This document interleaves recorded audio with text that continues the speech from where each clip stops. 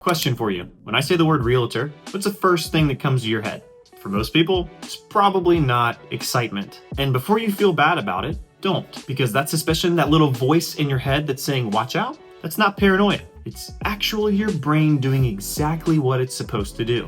You see, we've been conditioned to have suspicion of certain types of people in certain types of situations. In realtors, they check off almost every box that triggers our alarm system.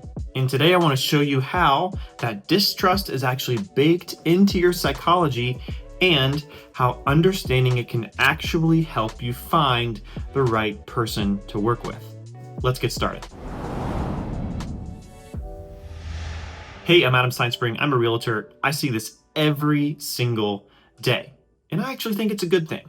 So let's start with something that's probably going to surprise you. Your distrust of realtors actually isn't personal, it's biological. There's a whole field of research on something called costly signaling and trust asymmetry. Basically, your brain is constantly scanning for situations where someone has more to gain than you do, where information is unequal, and where you are vulnerable in some way, shape, or form. And buying or selling a house basically checks off every single box.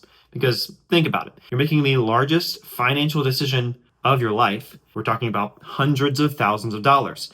And your stress levels are through the roof. Your system is on high alert and you're scanning for threats. And then some stranger just walks in and somebody you just met and they make money based on how much you spend and how quickly you sell. From your brain's perspective, this is basically the savannah equivalent of a saber-toothed tiger in a blazer. And here's the kicker.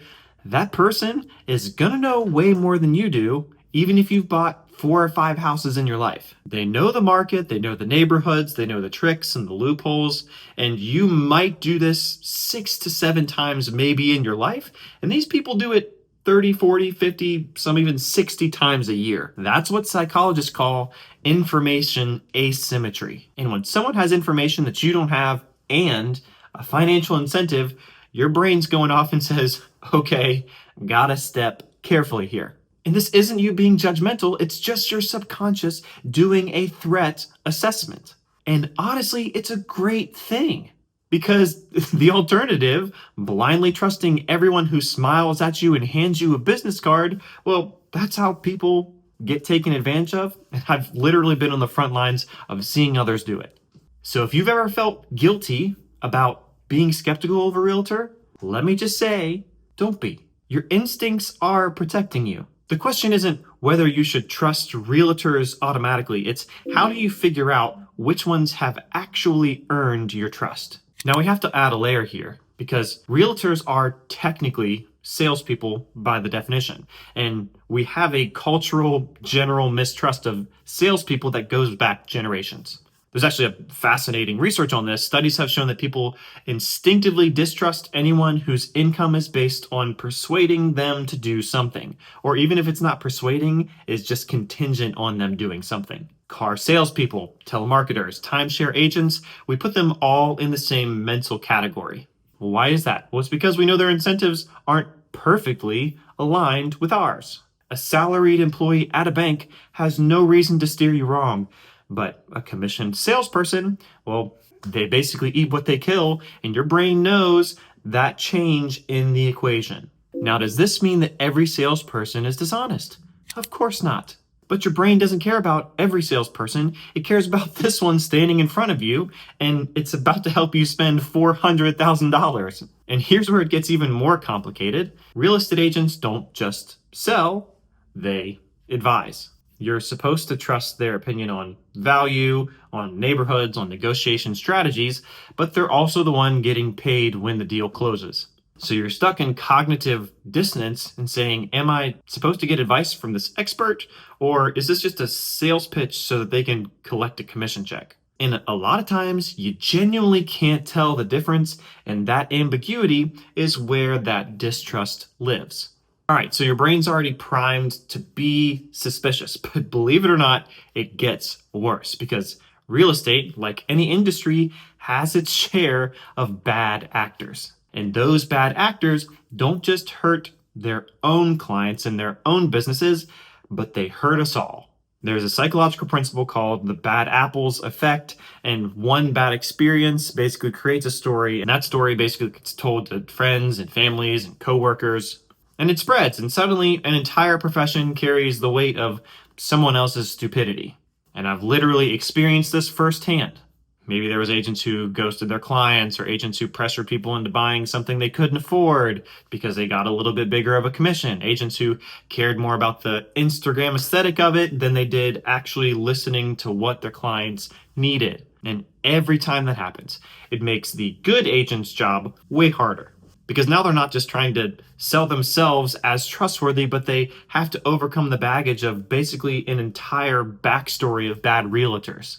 And here's the uncomfortable truth. According to Gallup's poll on honesty and ethics in professions, real estate agents consistently rank at the bottom half. We are down there with car salespeople and advertising executives. Is that fair? For most agents, no, it's not. Most of the realtors that I know are genuinely good people and genuinely care about their clients. But fair or not, that's just the reality that we work with. And here's the thing. This distrust should exist, even as frustrating as it is for me as a realtor. Because if everybody trusted realtors, automatically the bad ones would have the power to do all of the damage, and some have. So your skepticism actually keeps this industry accountable. But let's talk about the money, because this is really where things get uncomfortable. For a long time, the standard real estate commission was somewhere between 5 to 7%, depending on a lot of factors. And it was split between the buyer's agent and the seller's agent. So on a $300,000 house, that could be anywhere from $15,000 to $20,000. And I know what a lot of people think are, wait, it's a lot of money for what? Because from the outside, it looks like all the buyer's agent did was show you some houses and sign a piece of paper with you and got paid. And then maybe the listing agent just put it on Zillow, took a couple pictures and said, I got the check.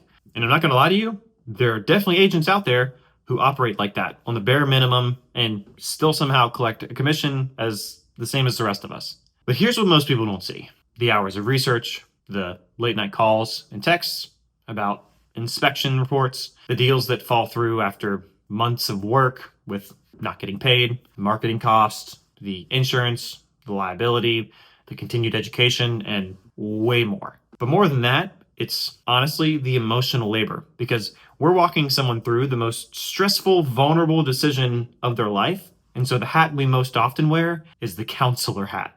We have to be the calm and reasonable voice when everything else feels like it's falling apart. Am I saying every agent is worth their commission? Heck no. But a good agent, they're probably worth more.